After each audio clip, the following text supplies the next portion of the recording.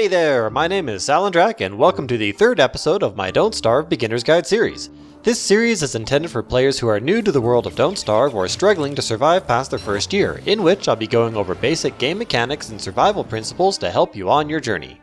In today's episode, we're going to be talking about various tips, tricks, and things to be aware of that new players may not know, realize, or figure out on their own, but can be extremely helpful in promoting your survival.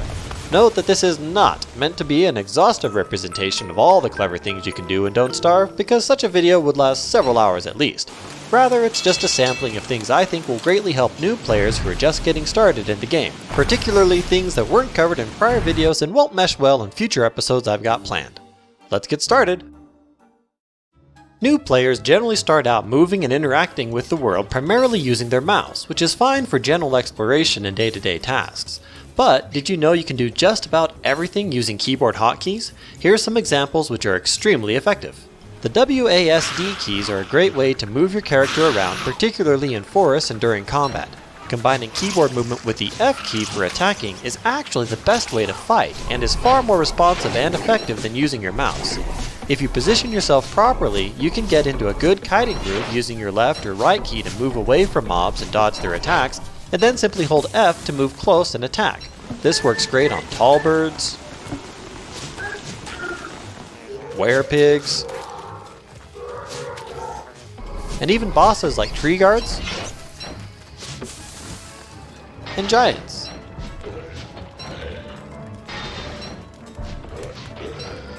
Do note that F will only attack mobs that are currently hostile to you. To attack neutral mobs, you'll need to first hit Control F to attack the nearest non-hostile mob.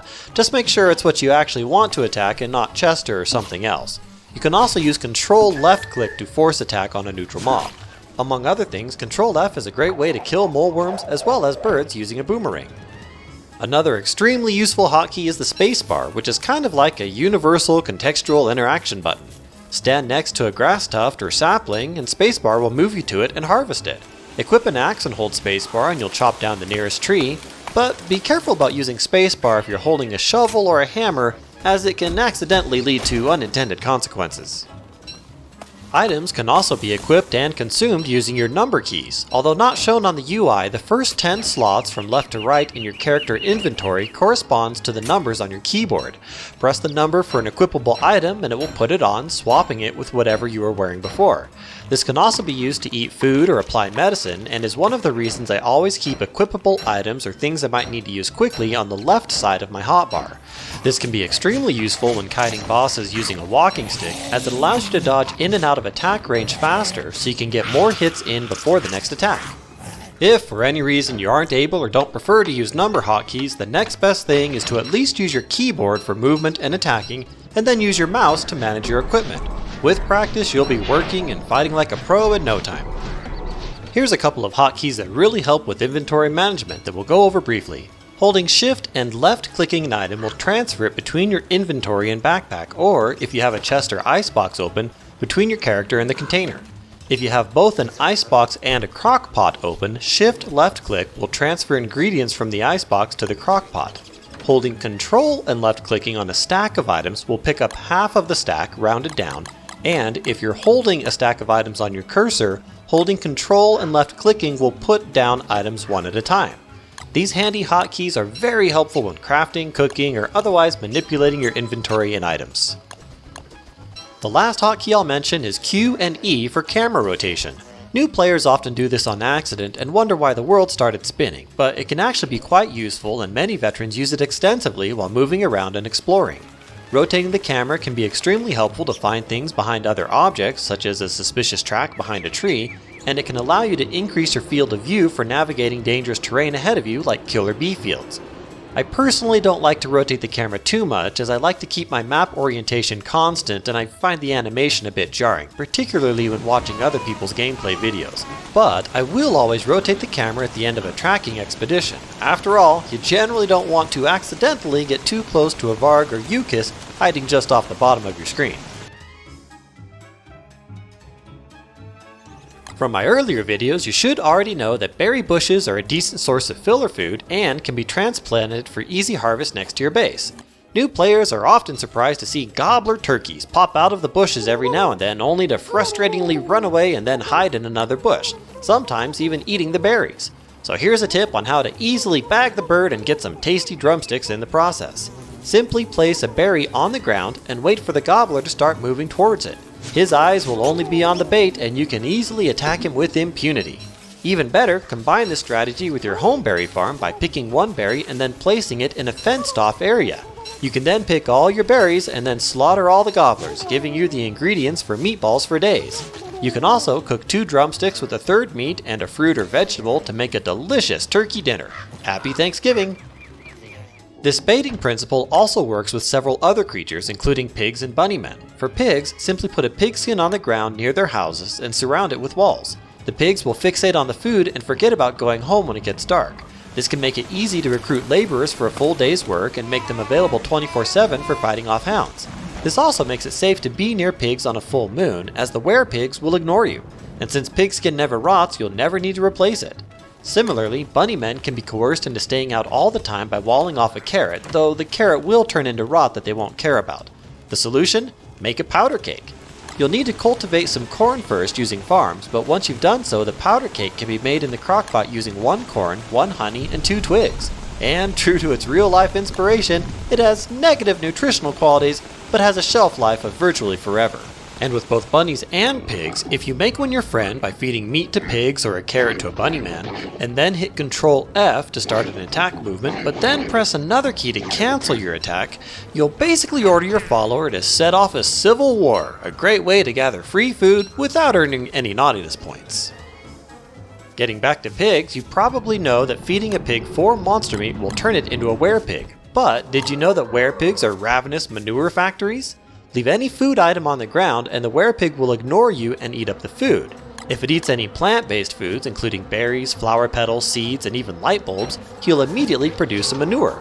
This can be a very effective way to stock up on manure as compared to hanging out with beefalo.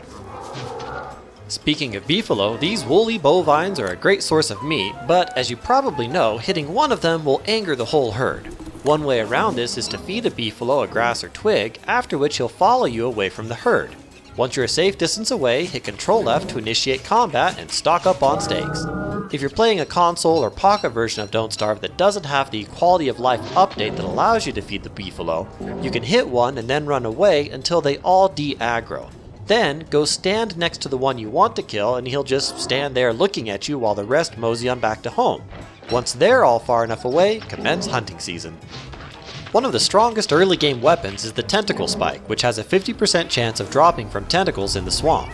New players often have difficulty learning the kiting required to fight them effectively, which can easily be deadly if you aren't wearing armor. The good news is that there are plenty of other monsters in the swamps that will fight the tentacles for you, including spiders and worms.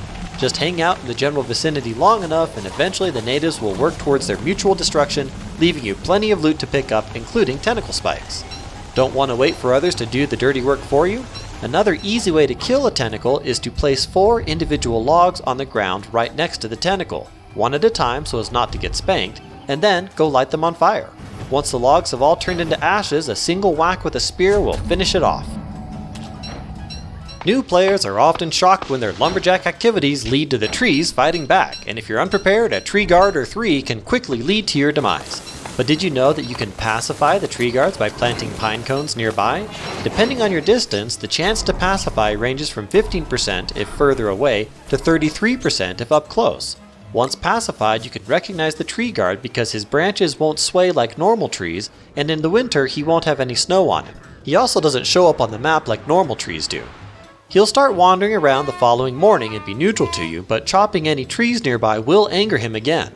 But even if he's sleeping, hostile mobs like hounds will sometimes attack the Treeguard, making them powerful allies against hound attacks if you know they're in the area. Speaking of hound attacks, did you know that a bush hack can be used to hide from hounds? Combine this with nearby beefalo or pigs and you can safely duck for cover. When the hounds come, they'll aggro on whatever they see, not including you, and once they've all engaged other targets, you can head out to help in much greater safety. Just be sure to activate the hat before the hounds spawn, and also be sure to reactivate it if your character pops up to say something. We'll cover more methods for dealing with hound attacks in a later video. Fire is an important tool that is critical to survival in many ways, but as with real-life fire, it must be handled carefully. The basic campfire can be used for warmth and cooking, but it is not a secure fire and can ignite anything flammable that is too close.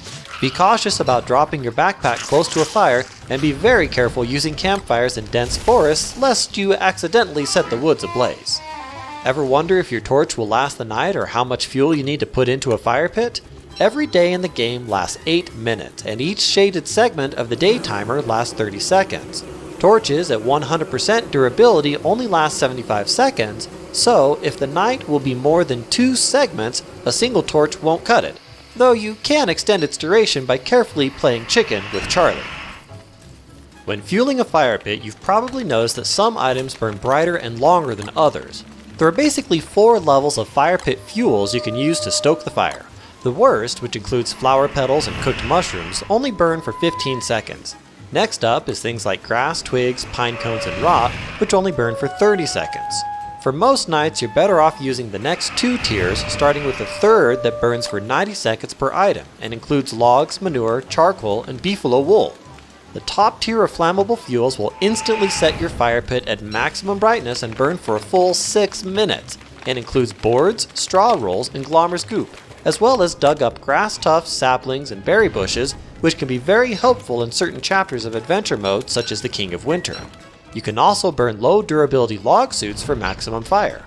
Note that the burn time of these items is halved if using a campfire versus a fire pit, though the campfire itself lasts for 2 minutes and 15 seconds. Also, all burn times are further halved again if it's raining.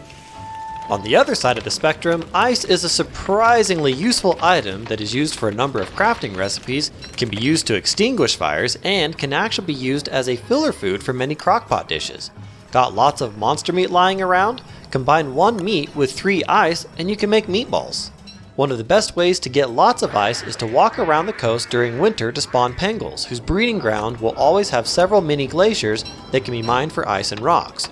Stored in an ice box, the ice will last forever and is a great food item to stock up on. Here's a great trick that combines fire and ice together to give easy access to one of the best food sources in the game, the bee box.